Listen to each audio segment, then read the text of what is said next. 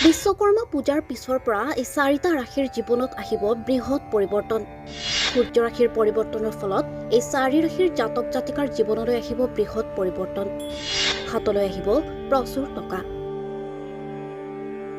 সূৰ্য হৈছে আত্মা পিতৃ শক্তিৰ উৎস, কাৰণ তেওঁ সমগ্ৰ বিশ্বক শক্তি দিয়ে। শক্তিৰ আদি উৎস হ'ল সূৰ্য। সূৰ্যই মানুহৰ ইচ্ছা সামগ্ৰিক চেতনাক প্ৰভাৱিত কৰে বাবে সূৰ্যক অধিপতি বুলিও কোৱা হয়। 12 ৰাশিৰ জাতক জাতিকা প্ৰভাৱিত হয়। 17 ছেপ্টেম্বৰ 2023 তাৰিখত পুৱা 7:11 বজাত সিংহ ৰাশি কন্যা ৰাশিত প্ৰৱেশ কৰিবলৈ ওলাইছে। ফলত চাৰি ৰাশিৰ লোকৰ ওপৰত বৃহৎ প্ৰভাৱ পৰিবলৈ গৈ আছে। এতিয়া চাওঁ সেই চাৰি ৰাশিৰ জাতক জাতিকাই কেনেধৰণৰ ফলাফল পাবলৈ গৈ আছে।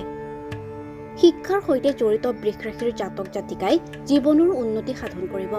ৰাজনীতিৰ সৈতে জড়িত লোকসকলৰ লাভ হ'ব। সময় অনুকূল হ'বলৈ গৈ আছে। সমস্যা সমাধান হ'ব। ৰাশিৰ পৰিৱৰ্তন বিনিয়োগৰ বাবে অতি গুৰুত্বপূৰ্ণ সময়। আয়ৰ নতুন উৎসৰ সৃষ্টি হ'বলৈ গৈ আছে। ফলত আৰ্থিক উন্নতি হ'বলৈ গৈ আছে। এই সময় কৰ্কট ৰাশিৰ জাতক জাতিকাৰ বাবে ভাল হ'ব। আয় বৃদ্ধি হ'ব। আত্মবিশ্বাসো বেছি হ'ব। সংবাদ মাধ্যম, সাংবাদিক, পৰামৰ্শদাতা আদি বৃত্তিত থকা সকলৰ বাবে সুখৰ সময়। কৰ্মচাৰীসকলৰ বৃহৎ আৰ্থিক লাভালাভ হ'ব। কৰ্মক্ষেত্ৰত সহকৰ্মীসকলৰ পৰা সহায় পাব। কন্যা ৰাশিত সূৰ্যৰ ট্ৰেঞ্জিটৰ ফলত বৃশ্চিক ৰাশিৰ জাতক জাতিকাৰ কেৰিয়াৰত উন্নতি হ'বলৈ গৈ আছে। এইবাৰ দৰমহা বৃদ্ধি হ'ব। জাতক জাতিকাৰ ইচ্ছা পূৰণ হ'ব। কঠোৰ পৰিশ্ৰমৰ ফল এতিয়াই পাব। কৰ্মক্ষেত্ৰত জ্যেষ্ঠসকলৰ সহায় পাব। মকৰ ৰাশিৰ জাতক জাতিকাই এইবাৰ পাব পাৰিবাৰিক সহায়। যিসকলে তীৰ্থযাত্ৰাৰ পৰিকল্পনা কৰিছে তেওঁলোকৰ ভাল দিন আহিব।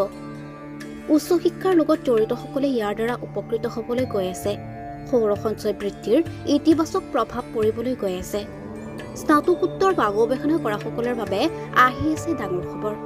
সূৰ্যক ডালিম আগবঢ়াওক। মন্দিৰত অৰ্পণ কৰিলে তেওঁ অত্যন্ত সন্তুষ্ট হ'ব পাৰে।